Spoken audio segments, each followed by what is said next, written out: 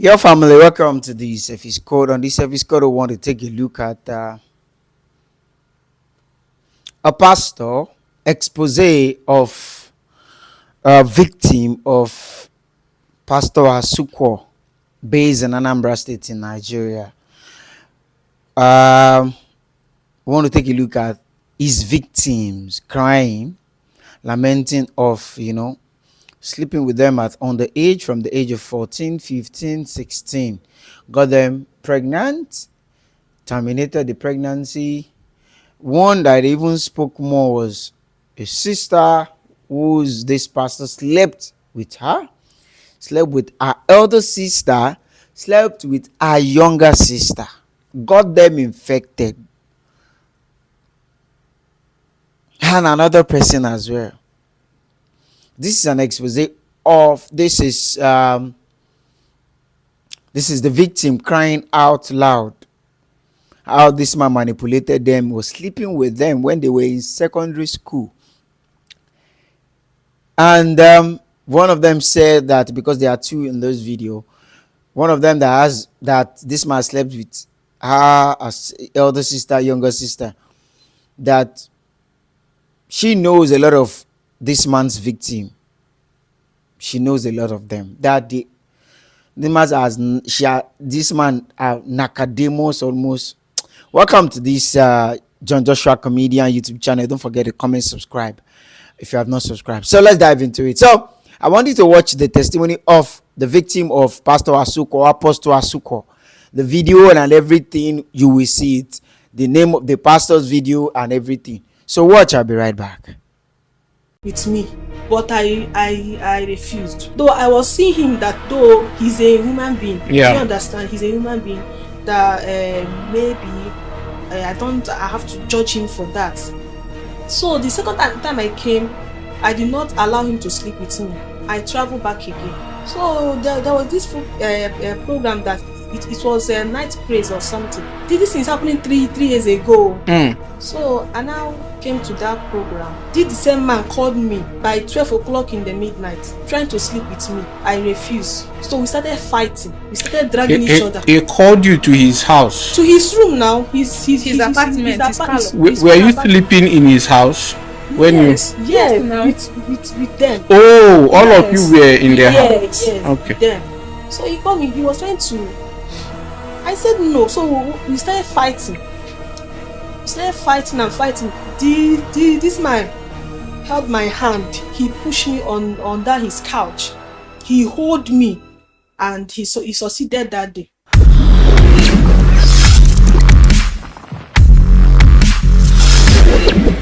Ladies and gentlemen, it is me, K.A. again, the host of Cartwood Podcast, and today I have with me in the studio two very beautiful ladies. Two very beautiful ladies who once trusted a man who calls himself a pastor with their life, dedicated their time to his service, grew up under the roof of this man, served him believing that they were serving the Lord. And today they've come to share a very chilling experience they had with this man, this so-called pastor. This man who was supposed to be a shepherd, who became a lion, devouring these beautiful ladies, and not just two of them, but dozens of other people, hiding behind white cassock of the prophetic ministry and the pastoral ministry, or whatever it is they are called. I've heard a bit of their story, and I can tell you it's something very heartbreaking, something very, very heartbreaking, something saddening. When they reached out to us, I quickly asked them to come over and share their story. And today we're not just going to be listening to their story. We are going to also take action the way Cartwood has always done. We've maintained that it's enough. These men of God, these so-called men of God, have done enough hiding behind the church, the Christian community, to perpetuate their evil.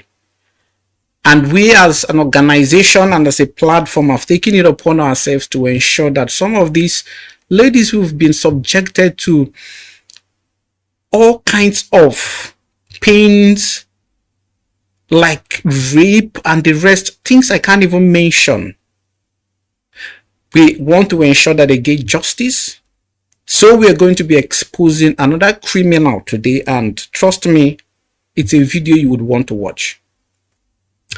So help me to welcome the two beautiful ladies, Faith and I've not asked your name. Consent. God sent. Both of you are welcome to the Cartrude Podcast Studio. And just before we begin, I'd like to let you people understand that this is called Cartrude Podcast for a reason. The reason why it's called Cartrude is because we do not entertain lies. We do not entertain make-up stories, scripted stories. Of course, what we're doing is a very big issue that can end up in court. All right? So I implore both of you to please, whatever you're going to say here, let it be the truth and nothing but the truth, and do not hold anything back. All right? Pour out your heart. Say it as it is with courage, and I assure you we'll be here to always speak up for you with our army, with our resources. We're going to ensure that you don't only get justice, but that you are also protected. So I'm going to start from you, Faith. You're the one who first reached out to us to talk about this story. I need you to start from the genesis of this problem. Give us the background, a way that our audience will be able to understand it. All right? Okay. I'm going to be asking you questions at some point if I feel like there's something we need to understand. Okay? So the floor is yours. Both of you are going to be doing much of the talking. But like I've said, don't hold anything back, but remember to say only the truth. All right? Okay. So, like, there is this pastor. His name is Kosi Asipo from Anambra State in Ezowere, Idemili North Local Government. And I'm also from Anambra State, Ezowere, Idemili North Local government. Yes. And we are from the same village, but not from the same kindred. So I've known this man when I was small. I think that Please also let us know the name of his church. Yeah, okay. The name of the church is Freedom Praise Family, Eziowele. Freedom Praise Family. Eziowele. Okay. So I've known this man when I was small. But how all these things started at first. Okay, at first I started going to the church. Then later, my twin sister, she came back and she joined me. I introduced her to the church. We started going to the church all together. Then at a certain point, the man worked out for her to travel. Like, I don't know how it happened, but it seems like one of the sons at Dubai needed someone to stay with. So luckily for my twin sister, she was the one who went there through Kosi Asipo. So when she left, I felt sick due to connection, doing something like connection there. So I felt sick to the point that I had to start living with Kosi Asipo in his house. And when we were living in that house, we are more of girls. If I'm not mistaken, we are up to like 6 to 7 girls living in that house at that particular time. And apart from those 6 girls, there are other girls that normally comes, maybe 1 week, 2 weeks, some days they will go back. So when I started living with Kosi Asipo, he took me to hospital. After everything, I became alright. Like I felt okay. So I started staying with him at that tender age. So how old were you then? Can you remember? I was 16. I turned 17. Okay. So when I was staying with this man, among all the people staying there, like I was the smallest, both in height and age. I was the smallest. So when I started living with this man, I began to see so many things, but I never put it in mind. Like I didn't question them because my mind was not there.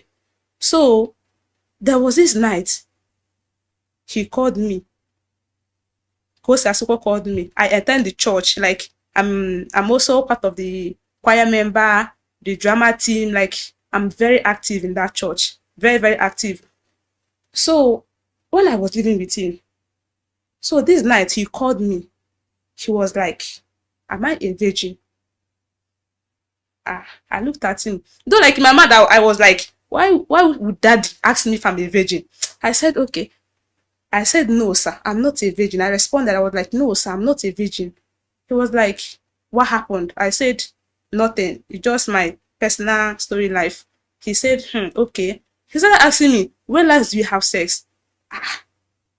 At that my 17 years old, I said, sir, I don't know. I cannot remember last I had sex. So he was like, I said, sir, yes, I don't know last I have sex. He started asking me, was it last year? I said, no. He started asking me, was it a week ago? I said, no. He started asking me if it was 6 months ago. I said, no. To be frank, like, I don't know last I have sex. He said, okay, oh, it's good. Be a good girl. I thought I was speaking with my father and the Lord. And I said, thank you, this and that. So after I left, he asked me to call another person. I called the person after that day. And here come again another night. The same pastor, my spiritual father, he called me again. He said, Faith, come on, this and that. And what's not about this man that if he wants to do something, he will just look for something that will bring you to his parlor. He always use us, has sex with us in his parlor. Exactly. He always use us in his parlor.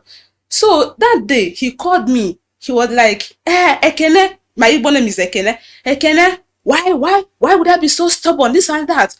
I said, what did I do again? He said I should come here. I answered. I said, sir, what happened? Did I do anything wrong? Like I started speaking about to him. Sir, please, if I've done something wrong, please forgive me. He said no, that I've not done anything wrong. But why do I have to go and have sex with someone? It's almost sex. I said, yay. I was surprised that night. I said, sir, I did not do anything though. He said, he was kind of accusing me that I had sex with someone. I said, sir, I did not do anything. He said, shut up, you have sex. Why would you want to go and have sex with someone when you're living in my house? You don't have to do that. I said, sir, I did not do anything. He said, shut up. That very night, I cannot forget. I was putting on blue skirt and white top. So this man had to, he said, shut up, I did it. This and that. He had to push me. At that his parlor couch. He pushed me down there. He pulled my skirt and he had sex with me. And he now threatened me that if I should tell anyone that I will go back to my father's house, he will stop paying my school fees. And I know what that means, that he would disown me as a daughter. I should not let this secret out to anyone. That there are some secret I'm meant to go to my grave with. As in this man, like I could not tell anybody.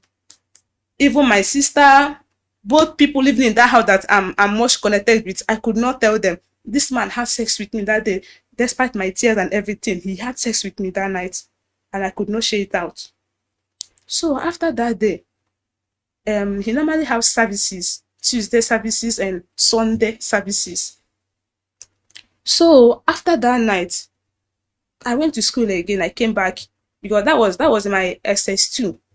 So I went to school. I came back. There was nobody in the house. That should be on Tuesday. Nobody was in the house. So I came to freshen up and wear my clothes and go to church. So that day I came back. Nobody was in the house. He called me again. He was the one who opened the door for me. So as I came in, he was like, are you back from school? I said, yes, sir. I greeted. He now said, drop your bag. Come and carry my plate. I said, okay, sir. So as I dropped my bag to go and pick the plate, as he said, when I went to the parlor, he started molesting me. He was like, that he wants to have me. That I should not let this secret leak. As he was just kind of telling me I should not let this secret leak. That I should remember what the deal is. That if I should let it out, or else I want to go to my father's house. That he likes me. That I should lie down. I should just lie down. I should put my clothes. I should lie down. And I had no choice. I have to do as he's commanded. I have to put my clothes. The same man, he had sex with me. And this man should be like 45 years old, 44, 45. Go see, he had to sleep with me that night after that Tuesday afternoon when I came back from school. After sleeping with me, having sex with me, I prepared to church. I went to church. The same pastor came to church and was jumping up and down with microphone. I was just looking at him. I was just watching this man. He was just comfortable, jumping with microphone. I said, eh? That night again, we went home. He slept with me again that night. He slept with me again that after church. So that itself, like maybe something like Friday night, he will sleep with me before going to Friday night. When we come back from church, he will have to sleep with me again. Oh my God. And this thing continued happening for years. Even at my own watch, I used to see him sleep with other girls to the point that I cannot even talk. You don't have to tell anybody, because if you talk, nobody will believe you. That's just the fact. If you talk, nobody will believe you. So this man, I would just watch him sleep with other girls, forcefully have sex with them under age 14 years, 15, 16, 17 years. Eh? So this thing continued happening till my junior sister. Okay, fast forward to when I was in SS3. It was time for my WAEC fees. Though my father is late, my mom situation happened, so she doesn't have the money. So it was this man again. I met him. I said, Daddy, CEO, it's time for WAEC. It was 75,000 naira. I told him that CEO, see. He said, okay, that she understand what the deal is, that I have to pay for it now. And I had no choice. This man slept with me. And after using me that night, he gave me money. He gave me that 75,000 naira for WAEC. So fast forward to when I finished, because it also got to a time that I have to leave his house, and go back to my father's house. Even when I was staying in my father's house, this man would call me on phone and ask me, this and that, Shebi, you are doing this, you are doing that. As he was just looking for nothing, like foolish things, that why would I go and do this? Why would I go out without his permission? That I'm under punishment, that I'm this, that I'm that. He would just be talking so many things that will trigger me, that will put fear into me to come to his house.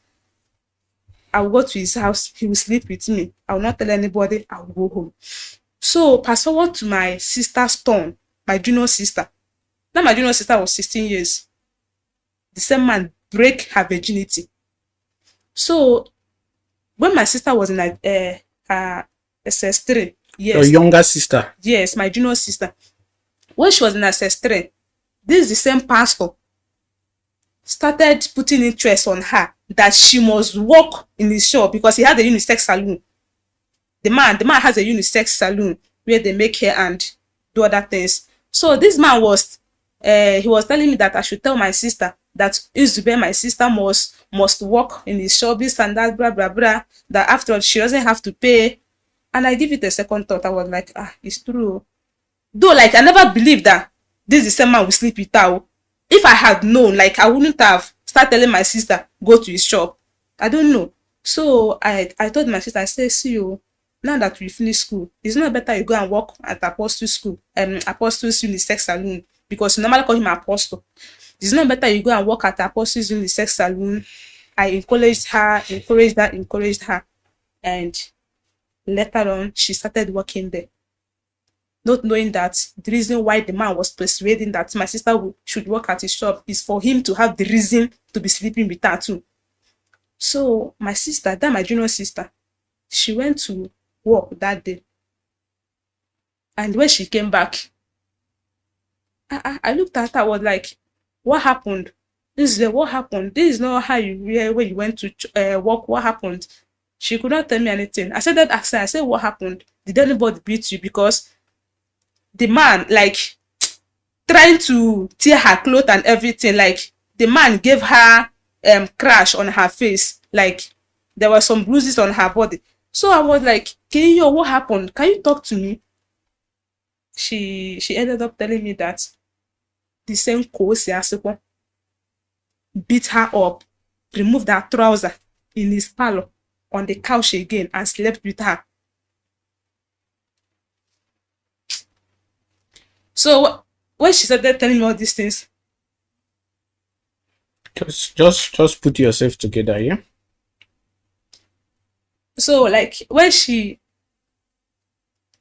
started telling me all those things, I could not even tell her that the same man used me too.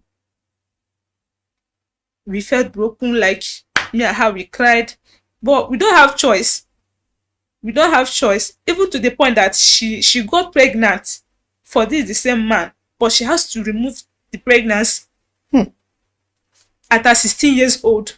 She has to remove the pregnancy. We will not tell anybody, because if we make an attempt, like if we try to, nobody will believe us, because this man, like he would always want to do things that people wants to see, like doing favoring people, putting it on social media, doing all manner of things that looks like favor, putting it on social media, even to the point that when you come out, if you should come out to speak that this is what Ghost Asoko did, nobody would believe you.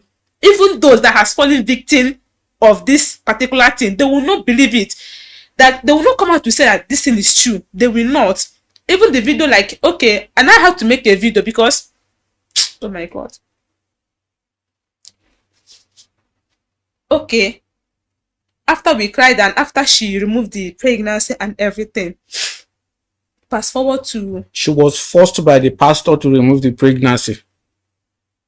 no, she removed the pregnancy out of what people will say. Okay. That But the was what, pastor was away. no, Okay. she did not tell the pastor.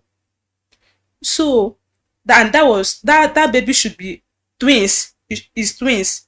3 months pregnancy. She removed. I didn't even know herself. It was later that she has to tell me that, see, oh, that pastor get her pregnant and she removed the baby. I was even shocked. I don't know what to do now, and I had to call my own twin sister. I called her. We were crying, sharing the same story. It now happens to be that the same man slept with her before she left. Your twin sister, the one that was sent abroad Yes. by the same man? Yes. The same pastor slept with her before she left. But I don't know, they're against me. Both of them, like, especially my twin sister. Though my junior sister is not really against me. Or she just want to, she don't want anything that will stain her image, and she doesn't want to come and start telling people that this is what happened. This is what, I even have some evidences on my phone. So that my junior sister, that my twin sister, as we were crying, sharing the story on how the man did everything using us, and we kept going to the church. My twin sister asked me, she said to us that we stop going to the church. I said, okay, that we will stop going to the church. Later on, I said to her, stopping the church, is it the best thing? Because the man will always manipulate us.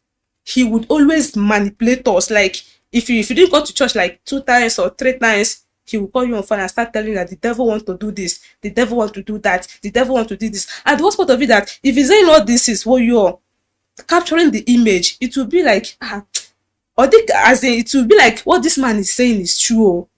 If I stop this church now, it's true. He will tell that the glory of God will leave you, that the devil want to destroy you if you leave the church, that your glory has departed. Why would you want to leave your roots? What do you want to do this? Why would you want to do that? And if you're saying all this and you're capturing it, it will be like, it will look real. So that last year that my twin sister said we should stop going to church, and I said no, we should stop going to church. I said no, that stopping the church is not the best thing, that is better we continue going to church. So we continue going to the church, and later again the man has to repeat the same thing or where my junior sister is. And I felt crazy, even to the point that this man infected us, like infection.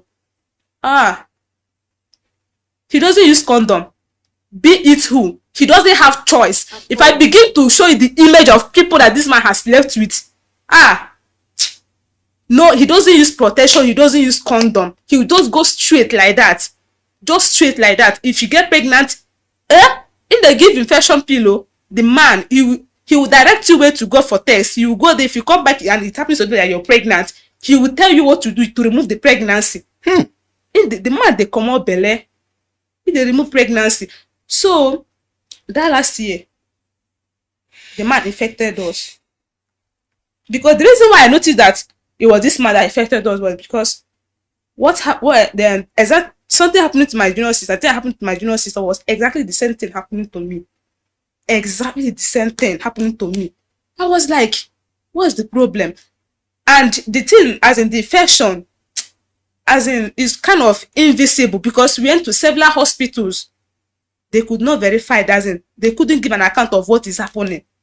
We paid money without letting the pastor know, or just on our own. We paid money, do everything, do tests. They will be like, nothing is there, we're not seeing anything. Just take this medicine, just take this medicine. So after spending the whole money, I got angry. I was like, why would this man give us an infection? We will be the one to be spending, like treating the infection. Why the person who did it is there and he can provide the money? My head they hurt. I called the man on phone. I started insulting him. I was like, "Coach, you're very stupid. You should not be well with you." I started insulting him. Oh, even my twin sister, I had to come on my twin sister on phone. I was like telling her, "Do you know what Kosi has done? He infected us." That one tear cry. She started crying. I was like, crying is not the solution. No, people should know what to do and give us more. Let's go and treat this thing. And I nearly exposed him that last year. I nearly exposed him. Do not. What this man now do is that he called me on phone.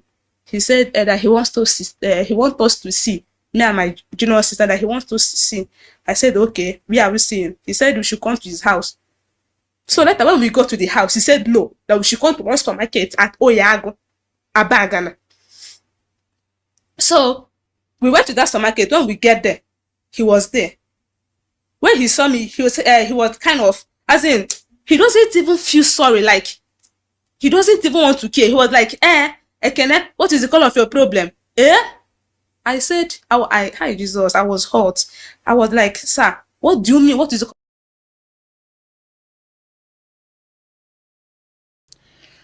This is absolutely painful. The concluding other videos, I will still add it the next episode because I didn't put all the videos together. I put all the parts of the videos as well. This is painful. This is what we've been preaching. This is what we've been clamoring for. This is what we've been shouting. Be careful of those prophetic churches. Be careful of those prophetic churches. Though, I don't know. It's crazy. Though I know pastors are human. They are humans. They have flesh and blood. And most human are controlled by the flesh. But you don't forcefully do this. Even if you want to look for a girlfriend, look for a girlfriend. Now, why are you forcefully? Because you're helping them. So you have to. This is what we've been saying. Now she's crying that part of one part side of the video. She said they have used her glory. This is it. Stop flocking around these prophetic churches. Be careful. What? Who do we blame here? It's crazy. Be careful out there, though, so that you won't fall victim of false prophet, false apostle, and all that. Thank you for watching. Don't forget to comment, subscribe, and share. I'll give you other part of the video, the continuation of the video. Thank you. God bless.